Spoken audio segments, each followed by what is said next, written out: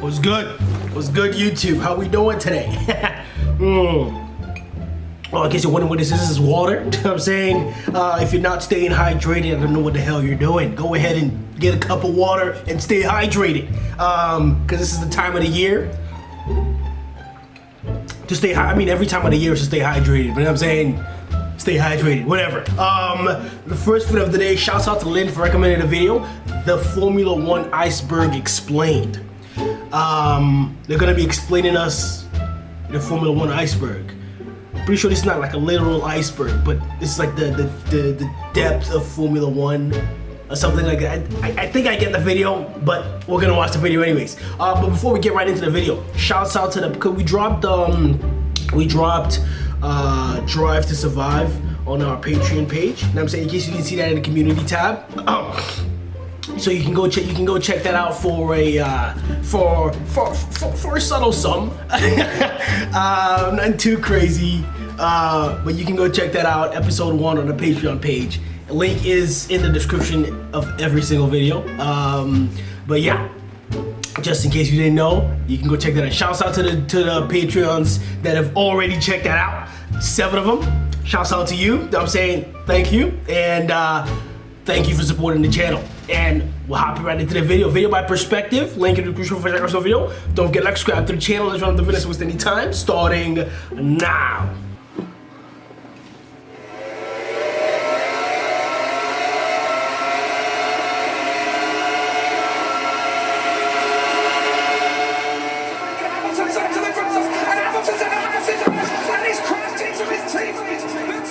If you no longer go for a gap that exists, no longer racing. Fernando is faster than you.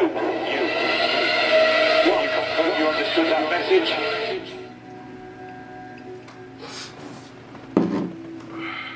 The iceberg. What we see is simply just the tip and above. The tip of the iceberg is a very common saying which can be used in almost any aspect of life. What is initially visible is far from the entire picture of what exists.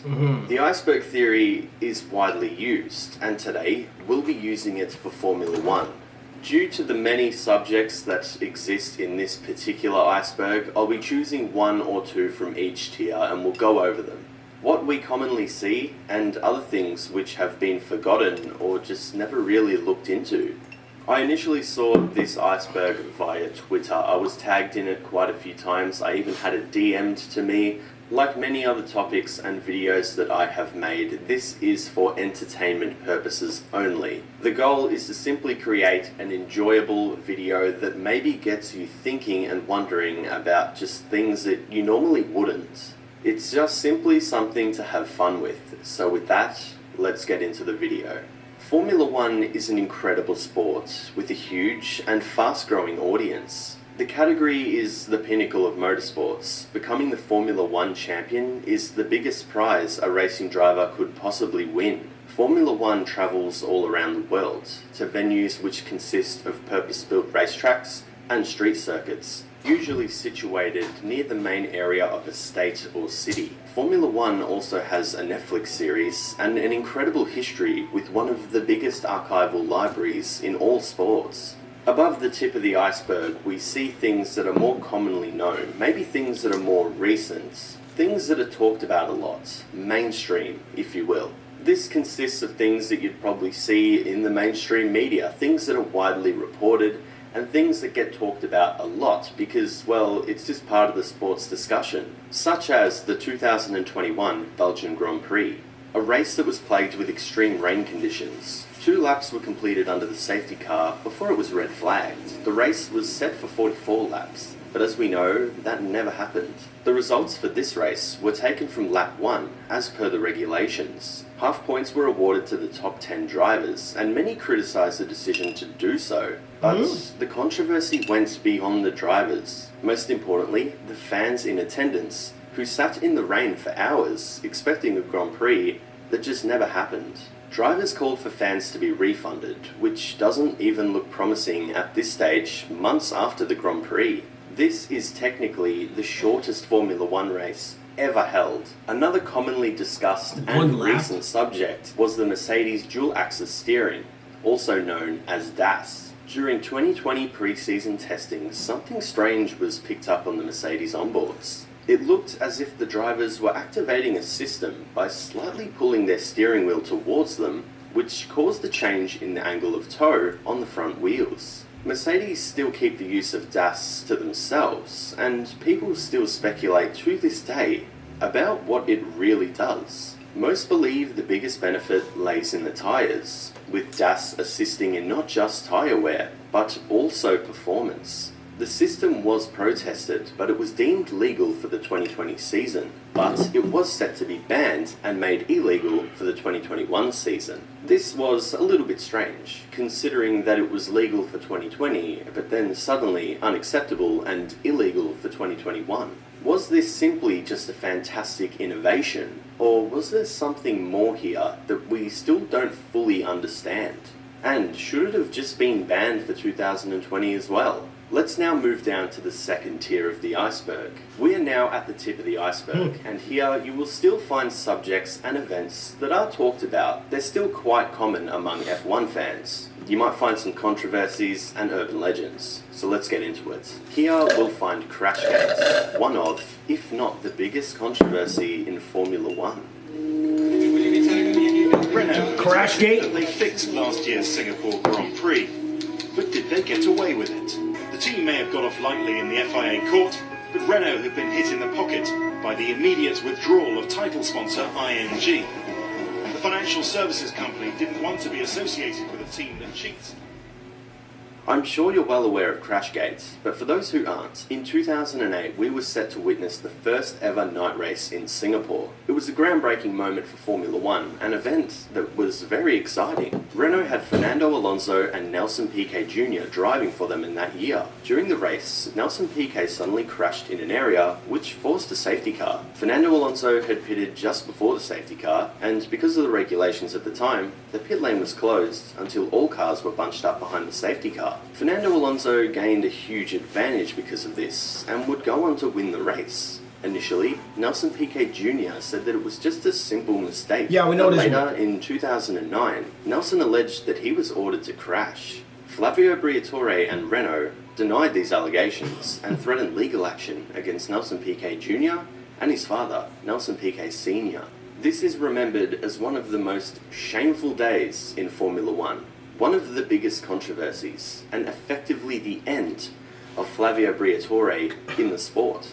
An actual plan to fix a race. It was a day that really shook Formula One. Just 1 year earlier in 2007, what is considered the biggest controversy in Formula One would take place. We have Spygate. Ferrari's head of performance development at the time, Nigel Stepney, allegedly passed confidential information from Ferrari to Mike Coughlin, McLaren's chief engineer at the time.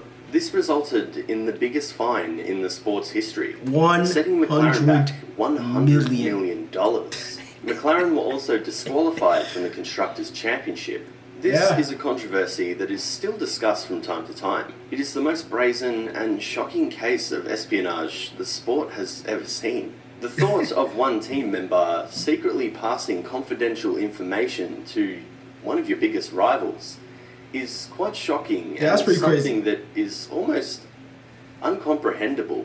I'm sure you've noticed by now that the deeper and deeper we go, more controversy, mystery, and just plain stupidity gets uncovered.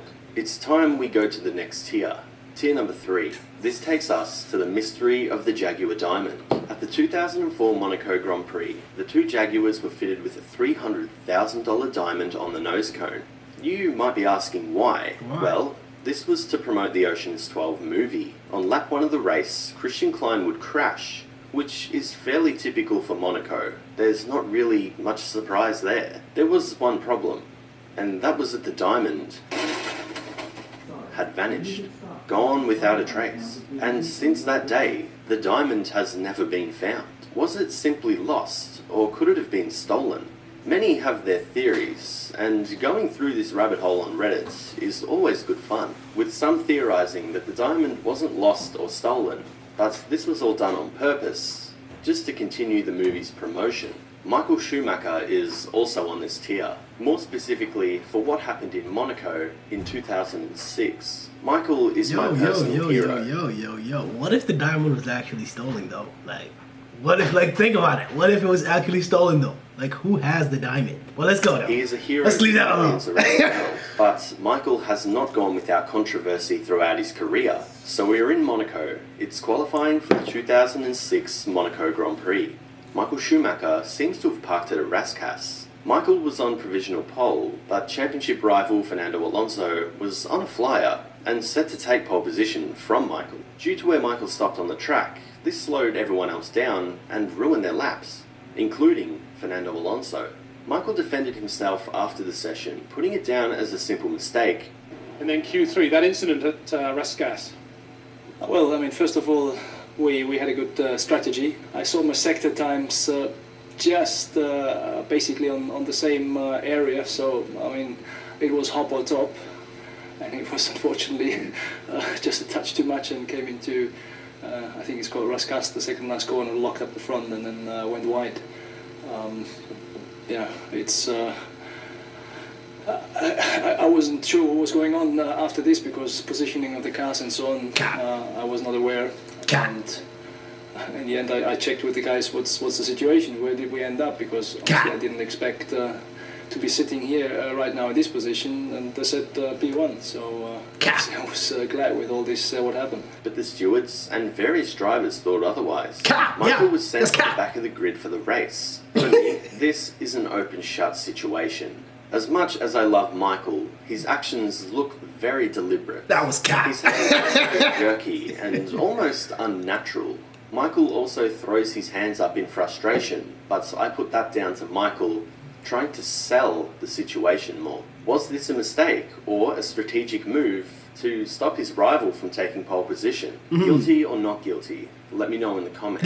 Next, we head down to the guilty fourth tier on this iceberg. This brings us to the Williams 2012 Spanish Grand Prix conspiracy theory. 2012 was a crazy season with plenty of twists and turns. One of the best seasons in the last 20 years. It might be one of the best seasons ever. We witnessed a shock Pastor Maldonado win at the 2012 Spanish Grand Prix, and rather than believing that it was thanks to amazing luck and a case of Williams finding an effective way to heat their tyres, many believe it was all a conspiracy. Now, this tier says it's a tyre conspiracy, which is just one of many theories, which include the following. Pirelli allegedly gave Williams a secret compound of tyres as a birthday present for Frank Williams. What? Number 2, Williams allegedly ran their car underweight. Or number 3, Hugo Chavez and the Venezuelan government masterminded both those theories, further creating suspicion the Williams garage would catch on fire after the race. But it is important to note that it wasn't Maldonado's garage that caught on fire,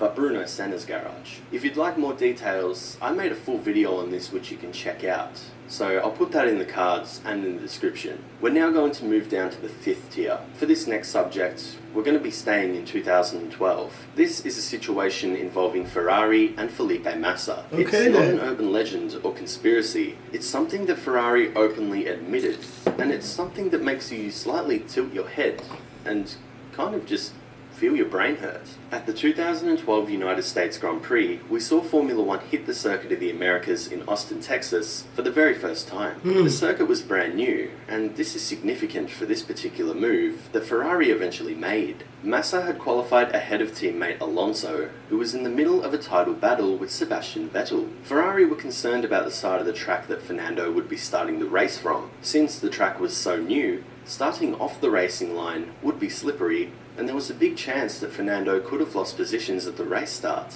Therefore, Ferrari made the decision to purposely break a seal on Massa's gearbox. This, of course, led to a 5-place grid penalty for Felipe Massa and promoted Fernando Alonso up 1 place on the clean side of the circuit. It's important to know that Ferrari didn't break any rules. It was simply a strategic move during a title battle that was really getting in a tight stage. Ferrari also said that Felipe Massa was okay with the decision and that they were acting in the best interests of the team and for the sake of the championship. We're now down to the final 2 sections of this iceberg. Ferrari be relax. Ferrari be ruthless as hell, man. Damn. like just let him drive it out on the grid. Like,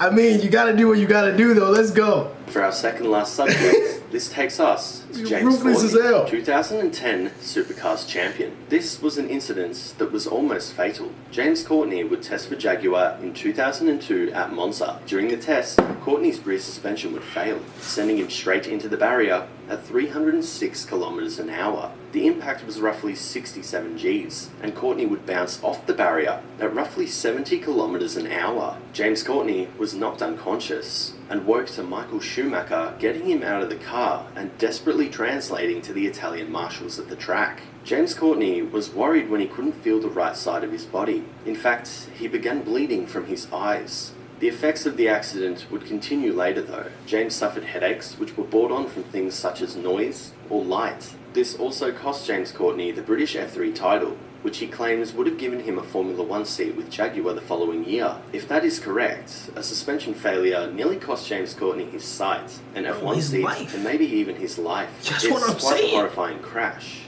Being the test driver, I got to Dangerous test a crash. lot of experimental stuff. So it was all through the phasing of traction controls and auto upshift and downshift and all the active diffs and the flexi wings and all that sort of stuff. So we had a lot of wing failures, suspension failures and all that sort of stuff. And unfortunately, I was in the car for a lot of them. Formula 1 is a tough business. You really never know when your time is up.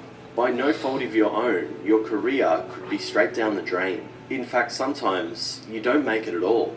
This goes for teams as well. At the bottom of this iceberg, I chose to go over Phoenix Finance. I've been a Formula 1 fan basically my whole life. Since I was about 4 or 5 years old, I was totally obsessed with two things: Michael Schumacher and those Ferraris. In the time I've been a fan of this great sport, I have never heard of Phoenix Finance. So What is when I that? did some research, all I saw was zeros. It starts with Prost GP, who were struggling financially and were on the brink of bankruptcy. Enter Phoenix Finance, a British banking company. Phoenix won the bidding war against Paul Stoddart of Minardi and bought some of Prost's assets. Phoenix wanted to enter from the Malaysian Grand Prix onwards and begin their journey in Formula 1. This entry was rejected by the FIA because Phoenix didn't completely take over Prost. They just bought some of their assets and therefore were classed as a new team, and because of that, they were required to pay the whole $48 million entry fee. Phoenix claimed that they didn't just purchase some of Prost's assets, they also bought their entry into the sport, meaning they didn't feel obliged to pay for anything. Bernie Ecclestone and the FIA didn't budge and refused to allow Phoenix to compete in the sport. And they never did, hence all those zeros. They did show up to Malaysia with 2 cars, 2 drivers and engineers, but they were barred. Phoenix then went to the High Court, where they were rejected again, with the court ruling that team entries could not be bought and sold. This is a bizarre story that I never heard of until I saw this iceberg. It's another case of a team that just didn't make it, and in my opinion, tried to trick their way into Formula 1 by creating their own loophole. I chose to cover Phoenix Finance for the last tier because it perfectly represents what the iceberg theory is. From the top, where we have all the mainstream topics, the things that basically everyone knows about. And then at the bottom, where someone like me, who has been a fan of this sport my whole life, has never heard of the Phoenix Finance story. I really had no idea what it was, and I hope that you maybe learned something. The iceberg theory really can be used in any aspect, in any sport, and definitely in Formula 1. With over 70 years of history, you're bound to have controversy,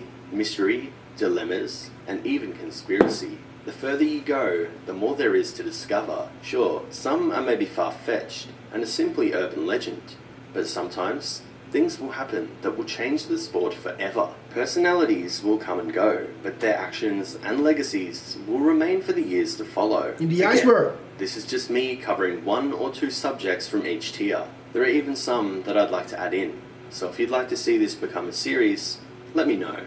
I hope you enjoyed this dive into the forgotten and unknown parts of our great sport. We can now return to the surface. Thank you so much for watching this video. Feel free to follow me on Instagram for some behind the scenes content and future video sneak peeks. It's always good over there, so make sure you go and check it out. If you enjoyed this video, please consider subscriing and hitting the notification bell so that you get notified every time I upload. And do your thing. That's the end of the video. Go ahead, sub on, do your thing, do what you gotta do. But yeah, that was interesting. Ferrari is ruthless.